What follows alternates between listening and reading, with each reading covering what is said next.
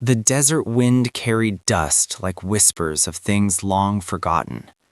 I held my son close as we moved along the narrow trail, the sun hanging low behind the jagged hills.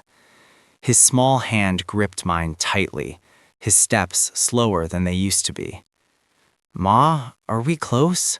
he asked, his voice tired. "Not far, Daniel," I said softly, forcing a smile I didn't feel. "Just a little more." That was a lie. We had been running for 2 days. It had started back in Silver Ridge, a quiet town. Too quiet, I realize now. The kind of place where trouble doesn't show itself until it's already too late. My husband had died a year ago, leaving me with nothing but a small piece of land and our son. I worked it as best I could, but the debts kept growing. And then came the men. Land buyers, they called themselves, but everyone knew what they really were.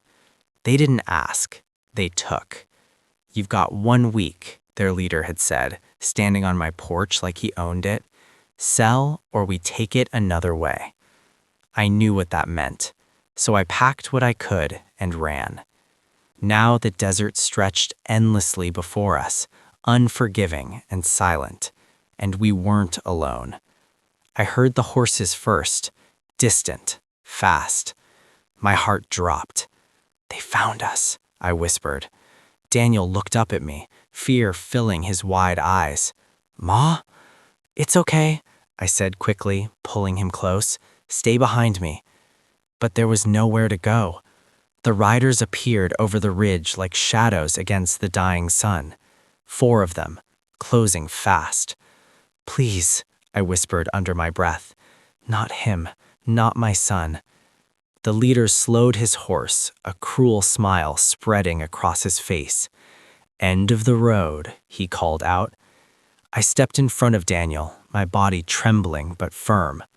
"Take me," I said. "Just let him go." The men laughed. "That's not how this works." And then, a gunshot split the air. Everything stopped. One of the riders jerked back and fell from his horse. The others spun round, confusion flashing across their faces. Another shot, another man down. From the ridge above us, a figure appeared, a cowboy. He moved like he belonged to the land itself, calm, steady, unstoppable. His hat shadowed his face, but his presence alone was enough to shift the air around us. "Ride away," he said, his voice low but carrying. The remaining men hesitated. "You don't know who you're dealing with," one of them shouted. The cowboy didn't respond. He didn't need to. The fight ended quickly. Too quickly. 3 shots, 3 bodies. Silence. I stood frozen, my son clinging to me, as the cowboy rode down towards us. Up close, I could see him clearly now. Rough, weathered, strong. The kind of man who had seen too much and survived it all. "You all right?"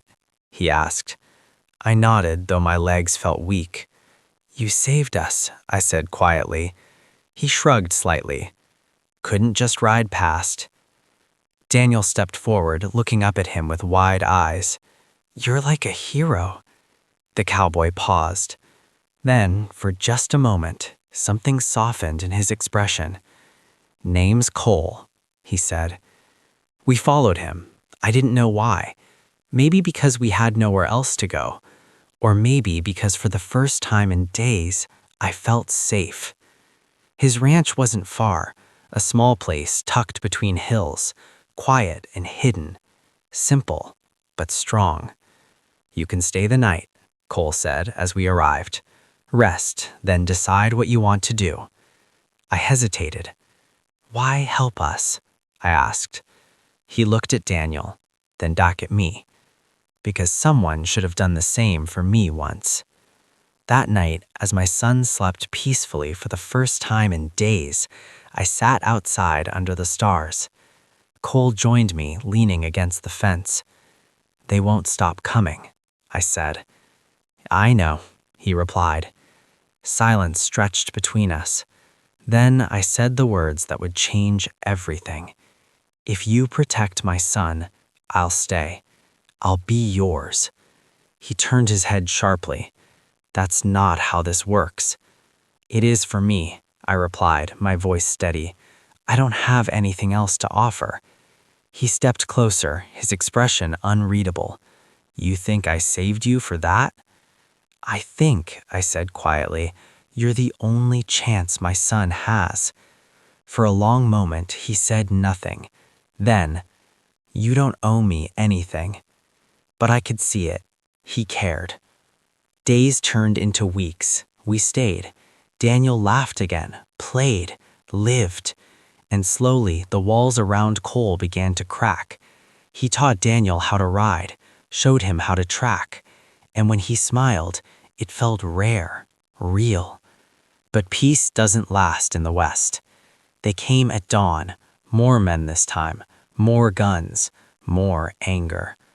Cole saw them first. Told you they'd come, he said, loading his rifle. I stepped beside him. I'm not running this time. He looked at me, then nodded. The battle was fierce. Gunfire echoed through the hills. Dust and smoke filled the air. But this time, we were ready. When it was over, the silence returned, heavy, final. I turned to him, my heart racing. It's over, I said. He looked at me. No, he said quietly. Now it begins. That night, under the same endless sky, I stood beside him. I meant what I said, I told him. He studied me. You don't owe me anything. This isn't a debt anymore, I said softly. It's a choice. Daniel ran towards us laughing, and for the first time in a long time, the future didn't feel like something to fear. Cole stepped closer, not as a savior, not as a stranger, but as something more. Then stay, he said. And this time, I wasn't running.